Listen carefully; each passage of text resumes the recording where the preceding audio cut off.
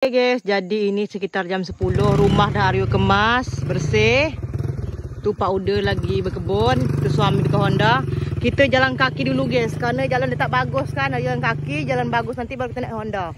Jadi kita mau ke Sembuang, mau jemput seseorang dari Malaysia guys.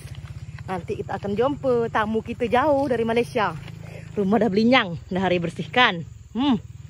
Menyala, nyamuk je berlubur. Okay, kita ke sana dulu sampai jumpa jalan bagus. Sampai ke Honda dulu. Kalau naik terbenam guys berdua. Pakai sandal guys. Kalau tak pakai sandal nanti malu kita. Let's go. Sana. Sini tanah orang di tanah Toki ni.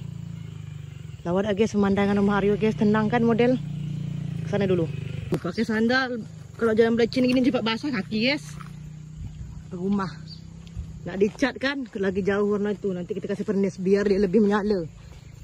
Kita melasang aja roboh ni. Mengikuti anak sungai anak pagar anak. Ke ujung sana baru agak bagus jalan.